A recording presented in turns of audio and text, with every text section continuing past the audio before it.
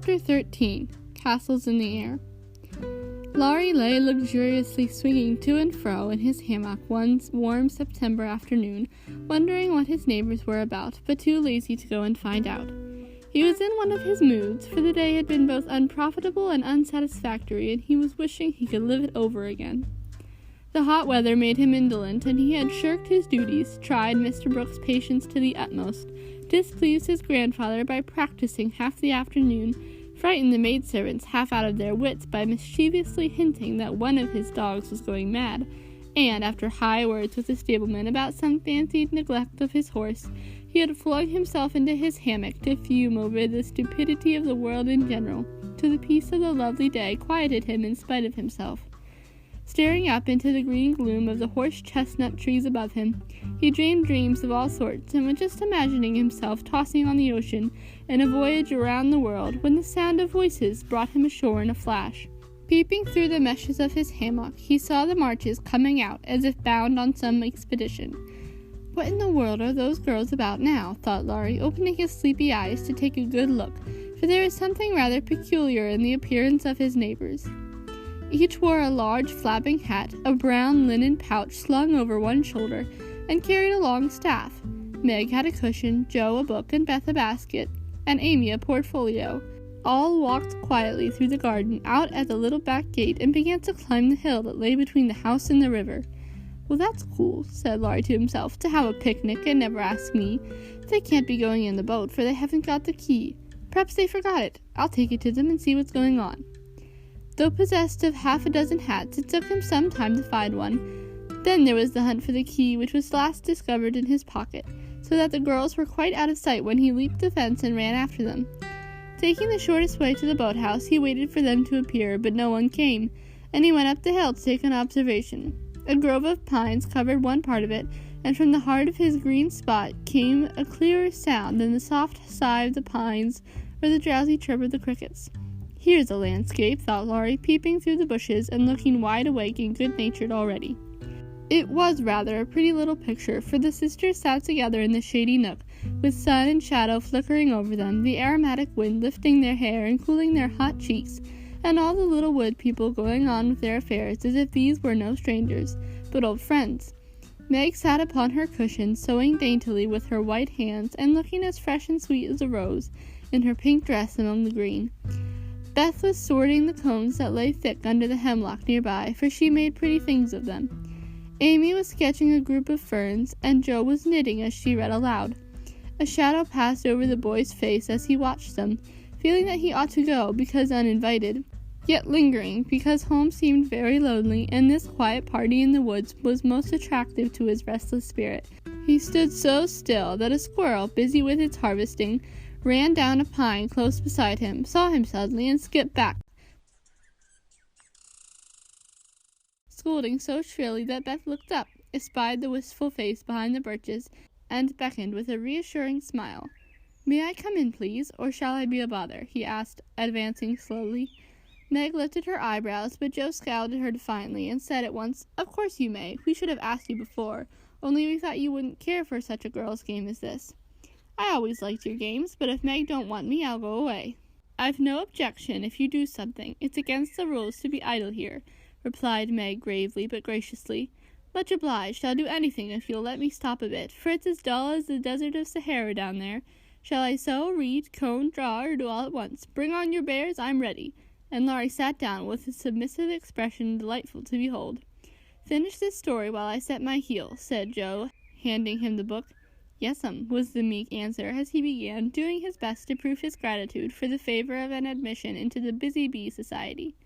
The story was not a long one, and when it was finished, he ventured to ask a few questions as a reward of merit. "Please, Mum, could I inquire, this highly instructive and charming institution is a new one?" "Would you tell him?" asked Meg of her sisters.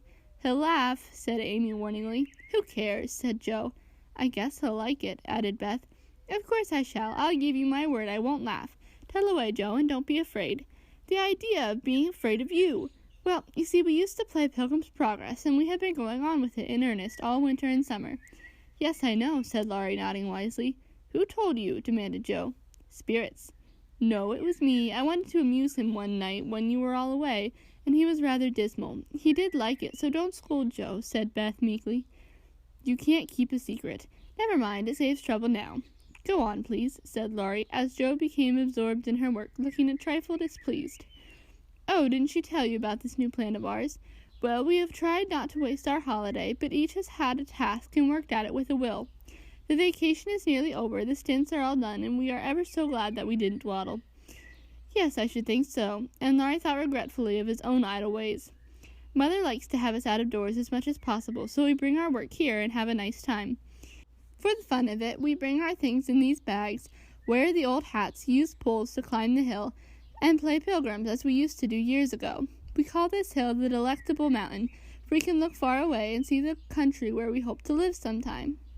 Joe pointed, and Laurie sat up to examine, for through an opening in the wood one could look across the wide blue river, the meadows on the other side, far over the outskirts of the great city, to the green hills that rose to meet the sky. The sun was low, and the heavens glowed with the splendor of an autumn sunset. Gold and purple clouds lay on the hilltops, and rising high into the ruddy light were silvery white peaks that shone like the airy spires of some celestial city. "How beautiful that is," said Laurie softly, for he was quick to see and feel beauty of any kind. "It's often so, and we like to watch it, for it is never the same, but is always splendid," replied Amy, wishing she could paint it. "Joe talks about the country where we hope to live sometime, the real country, she means, with pigs and chickens and haymaking. It would be nice, but I wish the beautiful country up there was real, and we could ever go to it," said Beth musingly.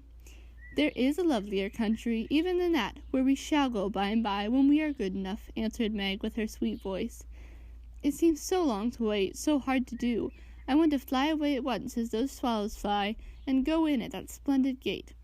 "You'll get there, Beth, sooner or later, no fear of that," said Joe. "I'm the one that will have to fight and work and climb and wait, and maybe never get in after all." "You'll have me for company, if that's any comfort. I shall have to do a deal of traveling before I come inside of your celestial city. If I arrive late, you'll say a good word for me, won't you, Beth?" Something in the boy's face troubled his little friend, but she said cheerfully, with her quiet eyes on the changing clouds, "If people really want to go, and really try all their lives, I think they will get in, for I don't believe there are any locks on that door or any guards at the gate. I always imagine it is as in the picture, where the Shining Ones stretch out their hands to welcome poor Christian as he comes up from the river. Wouldn't it be fun if all the castles in the air which we make could come true, and we could live in them?" said Joe after a little pause. "I've made quantities, it would be hard to choose which I'd have," said Laurie, lying flat and throwing cones at the squirrel who had betrayed him. "You'd have to take your favorite one."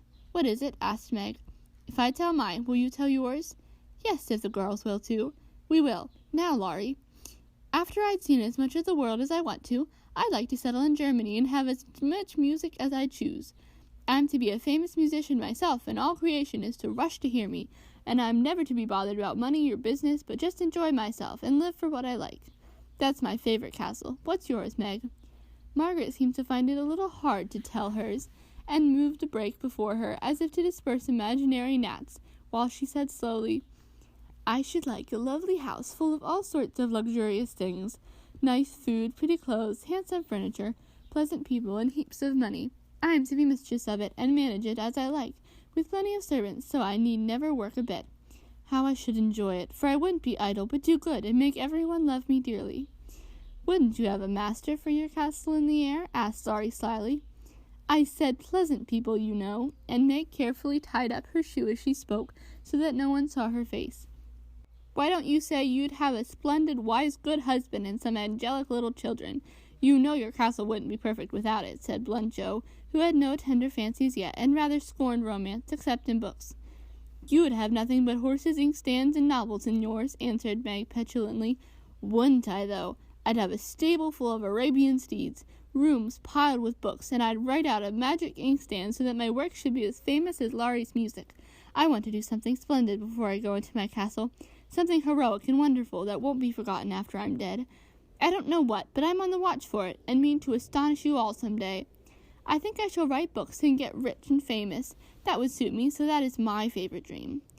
"Mine is to stay at home safe with father and mother and help take care of the family," said Beth contentedly. "Don't you wish for anything else?" asked Laurie. "Since I had my little piano, I am perfectly satisfied. I only wish we may all keep well and be together, nothing else. I have lots of wishes, but the pet one is to be an artist and go to Rome and do fine pictures and be the best artist in the whole world, was Amy's modest desire. We're an ambitious set, aren't we? Every one of us but Beth wants to be rich and famous and gorgeous in every respect. I do wonder if any of us will ever get our wishes, said Laurie, chewing grass like a meditative calf. I've got the key to my castle in the air, but whether I can unlock the door remains to be seen, observed Joe mysteriously. I've got the key to mine, but I'm not allowed to try it. Hang college, muttered Laurie with an impatient sigh. Here's mine, and Amy waves her pencil. I haven't got any, said Meg forlornly. Yes, you have, said Laurie at once. Where? In your face. Nonsense, that's of no use. Wait and see if it doesn't bring you something worth having, replied the boy, laughing at the thought of a charming little secret which he fancied he knew. Meg colored behind the break, but asked no questions, and looked across the river with the same expectant expression which Mr. Brooke had worn when he told the story of the night. If we are all alive 10 years hence, let's meet and see how many of us have got our wishes, or how much nearer we are then than now, said Joe, always ready with a plan. Bless me, how old I shall be! 27, exclaimed Meg, who felt grown up already, having just reached 17. You and I shall be 26, Teddy, Beth 24, and Amy 22. What a venerable party, said Joe. I hope I shall have done something to be proud of by that time, but I'm such a lazy dog I'm afraid I shall dawdle, Joe. You need a motive, Mother says, and when you get it, she is sure you'll work splendidly. Is she? Well, I will, if I only get the chance, cried Laurie, sitting up with a sudden energy. I ought to be satisfied to please Grandfather, and I do try, but it's working against the grain, you see, and comes hard. He wants me to be an India merchant, as he was, and I'd rather be shot. I hate tea and silk and spices and every sort of rubbish these old ships bring, and I don't care how soon they go to the bottom when I own them. Going to college ought to satisfy him, for if I give him 4 years, he ought to let me off from the business. But he's set, and I've got to do just as he did, unless I break away and please myself as my father did. If there was anyone left to stay with the old gentleman, I'd do it tomorrow.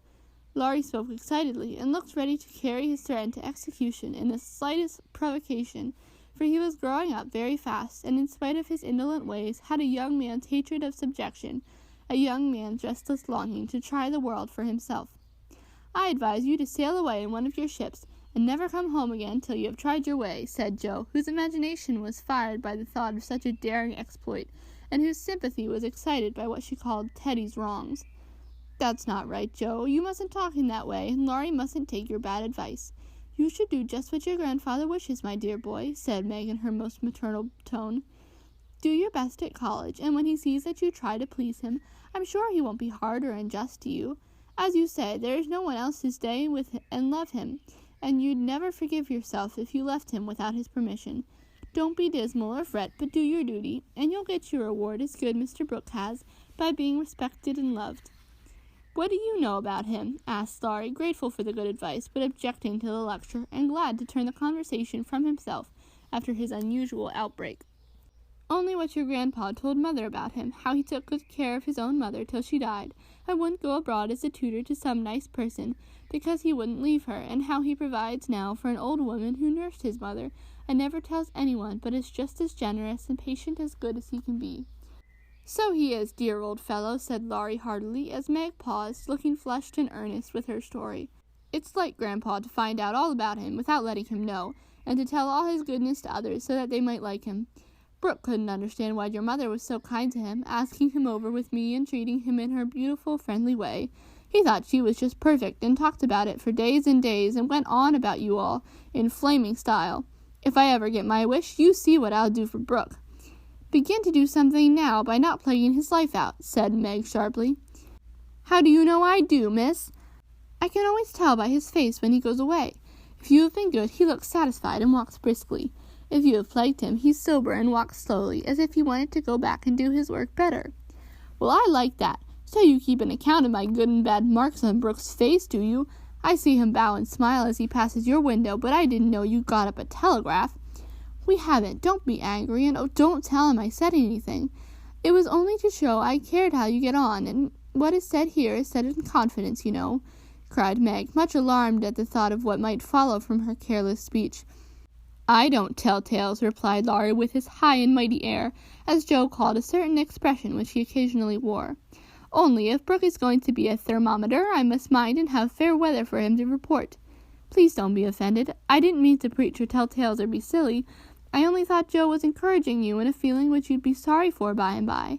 You are so kind to us, we feel as if you were our brother, and say just what we think. Forgive me, I meant it kindly," and Meg offered her hand with a gesture both affectionate and timid.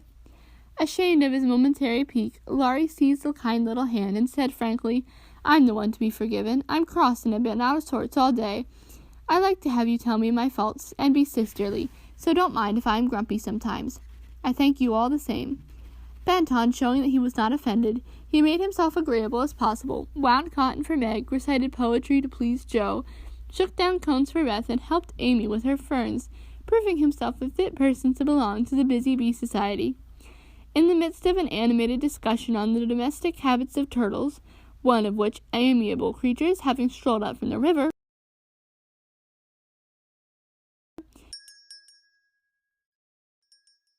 a faint sound of a bell warned them that Hannah had put the tea to draw, and they would just have time to get home for supper. "May I come again?" asked Laurie. "Yes, if you are good, and love your book as the boys in the primer are told to do," said Meg smilingly. "I'll try." "Then you may come, and I'll teach you how to knit as the Scotchmen do. There's a demand for socks just now," added Joe, waving hers like a big blue worsted banner as they parted at the gate. That night, when Beth played to Mr. Lawrence in the twilight, Laurie, standing in the shadow of the curtain, listened to the little David, whose simple music always quieted his moody spirit, and watched the old man who sat with his gray head on his hand, thinking tender thoughts of the dead child he had loved so much. Remembering the conversation of the afternoon, the boy said to himself, with the resolve to make the sacrifice cheerfully, "I'll let my castle go and stay with the dear old gentleman while he needs me, for I am all he has."